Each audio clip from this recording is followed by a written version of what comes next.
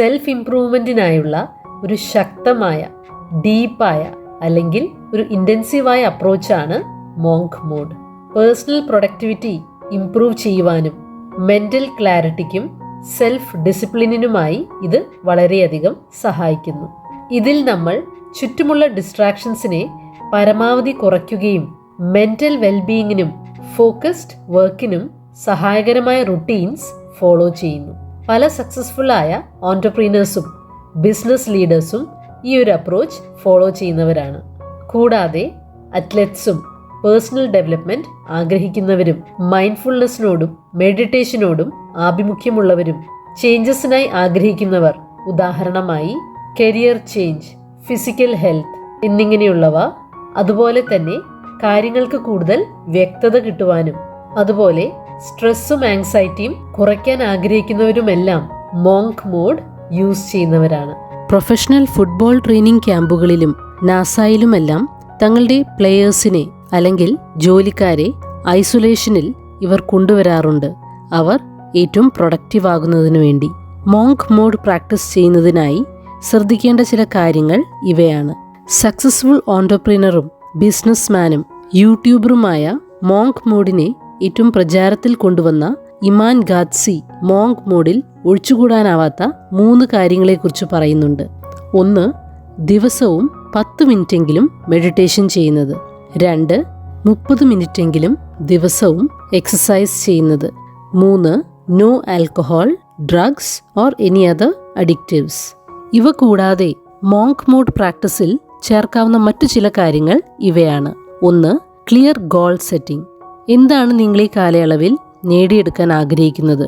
ഉദാഹരണമായി mental health, ഒരു skill develop ചെയ്യുന്നത്, പ്രൊഡക്ടിവിറ്റി ഇംപ്രൂവ് ചെയ്യുന്നത് എന്നിവ. അത് ഏതു തന്നെ ആയാലും അവ വ്യക്തവും മെഷറബിളുമാക്കാൻ ശ്രദ്ധിക്കുക. 2. Elimination of distraction. അതിലാദ്യത്തേത് ഡിജിറ്റൽ ഡീടോക്സ് ആണ്. ഇതിനായി സോഷ്യൽ മീഡിയ പരമാവധി ലിമിറ്റ് ചെയ്യുക അല്ലെങ്കിൽ മുഴുവനായും അവോയ്ഡ് ചെയ്യാം. ഫോൺ ഉപയോഗം കുറയ്ക്കാം. അനാവശ്യമായ സ്ക്രീൻ ടൈം പരമാവധി കുറയ്ക്കാം.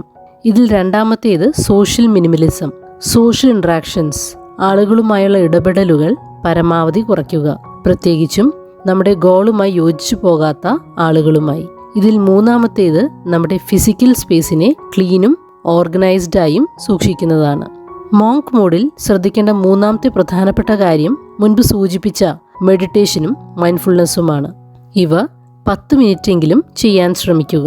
ഇതിൽ മൈൻഡ്ഫുൾ ബ്രീതിങ് എക്സസൈസുകളും ബോഡി സ്കാനിങ്ങും മറ്റു റിലാക്സേഷൻ ടെക്നിക്സും പരിശീലിക്കാവുന്നതാണ്. 4. Structured routine. കൃത്യമായ ഒരു റുട്ടീൻ കൊണ്ടുവരുന്നത് സഹായകരമായിരിക്കും. ജോലി ചെയ്യാൻ, പേഴ്സണൽ ഗ്രോത്തിനായി, എക്സസൈസ് ചെയ്യാൻ, റെസ്റ്റ് ചെയ്യാനുമെല്ലാം സമയം ഷെഡ്യൂൾ ചെയ്യാവുന്നതാണ്.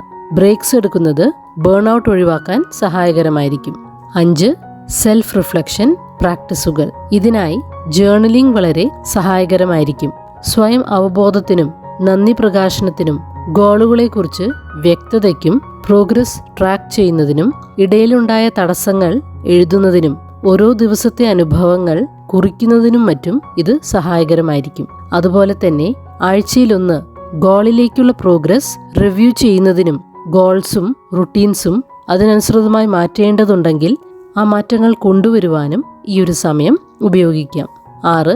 Physical wellbeing. മുൻപ് സൂചിപ്പിച്ച പോലെ എക്സസൈസ് വളരെ പ്രധാനപ്പെട്ടതാണ്. അത് 30 മിനിറ്റെങ്കിലും ദിവസവും ചെയ്യാൻ ശ്രമിക്കാം. അത് ഇൻറ്റൻസ് വർക്കൗട്ടുകളാകണമെന്ന് നിർബന്ധമൊന്നുമില്ല.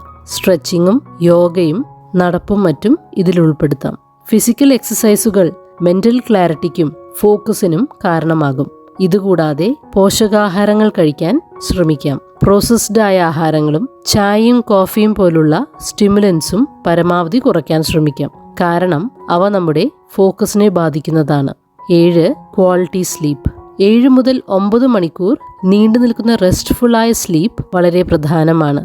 നല്ല ഉറക്കം കോഗ്നിറ്റീവ് ഫങ്ഷൻസ് ഇംപ്രൂവ് ചെയ്യുവാനും ഇമോഷണൽ റെഗുലേഷനുമെല്ലാം കാരണമാകും. 8. Reading and learning.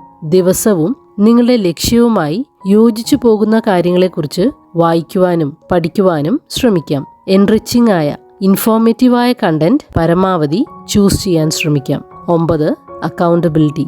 Progress track ചെയ്യുന്നതിനായി ഏതെങ്കിലും ആപ്പോ പ്ലാനറോ ജേർണലോ കീപ്പ് ചെയ്യുന്നത് അല്ലെങ്കിൽ ഒരു ഫ്രണ്ടുമായോ അക്കൗണ്ടബിലിറ്റി പാർട്ട്ണറുമായോ പ്രോഗ്രസ് ഷെയർ ചെയ്യുന്നതും ഉപകാരപ്രദമായിരിക്കും. ഇമാൻ ഗാദ്സി പറയുന്നത് 3 ഗോൾസിനു പുറമെ നമ്മുടെ പേഴ്സണൽ ഗോൾസും ഇതിൽ ഉൾപ്പെടുത്താമെന്നാണ്. എന്നാൽ അത് ഈ 3 കാര്യങ്ങൾ meditation, exercise, no alcohol or drugs എന്നിവ ഉൾപ്പെടെ 6ൽ കവിയാതിരിക്കുന്നതാണ് നല്ലതെന്ന് ഗാദ്സി ഓർമ്മപ്പെടുത്തുന്നു. ഇവ ആദ്യമായി പ്രാക്ടീസ് ചെയ്യുന്നവർക്ക് ഒരാഴ്ചയോളം പ്രാക്ടീസ് ചെയ്തു തുടങ്ങാം. ഗാദ്സി പറയുന്നത് 3 ആഴ്ച മുതൽ 3 മാസം വരെ ഇത് പരിശീലിക്കുന്നത് വളരെ നല്ലതായിരിക്കുമെന്നാണ്. അതിനുശേഷം കുറച്ച് ദിവസങ്ങൾ മുതൽ 2 ആഴ്ചയോളമെല്ലാം ബ്രേക്ക് എടുക്കാവുന്നതാണ്. ഇത് ബേൺ ഔട്ട് തടയാൻ സഹായിക്കും. ഇത് മോങ്ക് മോഡിൽ എത്ര നാൾ തുടർന്നു, അത് എത്ര ഇന്റൻസിറ്റിയിൽ തുടർന്നു എന്നതിനെ ആശ്രയിച്ചിരിക്കും. ഈ ഒരു ബ്രേക്കിൽ നമ്മൾ ലിമിറ്റ് ചെയ്ത ചില കാര്യങ്ങളെല്ലാം ചെയ്യാവുന്നതാണ്. എന്നാൽ റുട്ടീൻസ് എല്ലാം പൂർണ്ണമായും ഉപേക്ഷിക്കാതെ ചിലതെങ്കിലും നിലനിർത്തുന്നത് അടുത്ത മോങ്ക് മോഡിൽ പ്രവേശിക്കുന്നത് എളുപ്പമാക്കും. മോങ്ക് മോഡ് പ്രാക്ടീസ് ചെയ്യുന്നത് ഫോക്കസ് ഇംപ്രൂവ് ചെയ്യുവാനും മെന്റൽ ക്ലാരിറ്റി ലഭിക്കുവാനും സ്വയം അവബോധം വർദ്ധിപ്പിക്കുവാനും കൂടുതൽ ഡിസിപ്ലിൻഡ് ആകുവാനും പേഴ്സണൽ ഗ്രോത്തിനും സഹായിക്കും. മോങ്ക് മോഡ് പ്രാക്ടീസ് ചെയ്തു തുടങ്ങിയതിന് ഒരാഴ്ചയ്ക്കുള്ളിൽ തന്നെ ചെറിയ മാറ്റങ്ങൾ കാണാൻ സാധിക്കുന്നതാണ്. 4 മുതൽ 12 ആഴ്ചയ്ക്കുള്ളിൽ മെന്റൽ ക്ലാരിറ്റിയിലും ഫോക്കസിലും പ്രൊഡക്ടിവിറ്റിയിലും നല്ല മാറ്റങ്ങൾ വന്നതായി കാണാൻ സാധിക്കുന്നതാണ്. നിലനിൽക്കുന്ന മാറ്റങ്ങൾക്കായി കൺസിസ്റ്റൻസിയും ഡിസിപ്ലിനും ആവശ്യമാണ്. അതുകൊണ്ട് പ്രൊഡക്ടിവിറ്റിയും സെൽഫ് ഇംപ്രൂവ്മെന്റും ആഗ്രഹിക്കുന്നവർ തീർച്ചയായും ഇത് ട്രൈ ചെയ്തു നോക്കുമല്ലോ.